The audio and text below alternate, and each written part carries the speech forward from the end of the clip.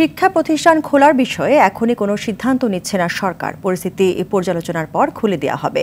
দুপুরে সচিবালয় সাংবাদিকদের সাথে আলাপকালে একথা জানালেন শিক্ষামন্ত্রী। অন্যদিকে সাম্প্রতিক সহিংসতায় নিহত আইনশৃঙ্খলা রক্ষাকারী বাহিনীর সদস্যদের পরিবারের সাথে সাক্ষাৎ শেষে স্বরাষ্ট্রমন্ত্রী বলেন, সরকারের সর্বশক্তি দিয়ে নাশকতাকারীদের চিহ্নিত, গ্রেফতার ও শাস্তি নিশ্চিত করা হবে। মারুফ রেজা রিপোর্ট।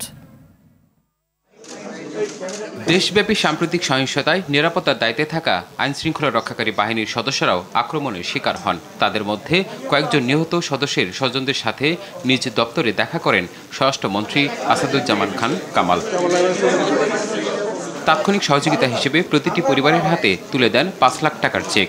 আশ্বাস দেন সবসময় পাশে থাকার। ফায়ার ওপেন করার পরে কয়জন ইন্তেকাল করছে আমাদের এই মুহূর্তে আমরা হিসাব দিতে পারবো না। যারা মারা গেছেন তারা যেই কয়জন রিপোর্ট করেছেন আমাদের পুলিশ সেই কয়টাই বলতে পারবে। এরপরের ঘটনা মানে কয়জন মারা গেছেন আমরা বলতে পারবো। নৈরাজ্যকারীদের বিরুদ্ধে কঠোর হুঁশিয়ারি দেন স্বরাষ্ট্রমন্ত্রী। প্রত্যাশা করেন দ্রুত স্বাভাবিক পরিস্থিতি ফিরে আসার। আমাদের পুলিশের মেরে ফেলছে, কেপিআই গুলো ধ্বংস করে দিচ্ছে। আমরা তো এইভাবে বসে থাকতে পারি না। আমরা সবাইকে চিহ্নিত করে তাদেরকে আইনের সম্মুখে আইন অনুযায়ী তাদের বিচার অবশ্যই হবে। কারফিউ উইথড্র হবে এবং জনজীবন আবার স্বাভাবিক গতিতে চলবে।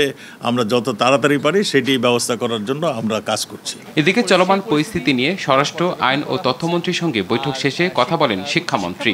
বলেন, সার্বিক পরিস্থিতি বিবেচনায় নিয়ে শিক্ষা প্রতিষ্ঠান খোলার বিষয়ে সিদ্ধান্ত নেওয়া হবে। শান্তিপূর্ণ সহাবস্থানের কথা বলা হচ্ছে, নিরাপত্তার কথা বলা হচ্ছে, সেগুলো তো আগে নিশ্চিত করতে হবে। এখন তাড়াহুড়ো করে খুলে দিয়ে আবারও অরাজকতা করাটা, সেটা যেমনি করে আমরা চাচ্ছি না কেউই। পরীক্ষার বিষয়টা সবচাইতে বেশি অগ্রাধিকার পাচ্ছে আমাদের কাছে এই মুহূর্তে।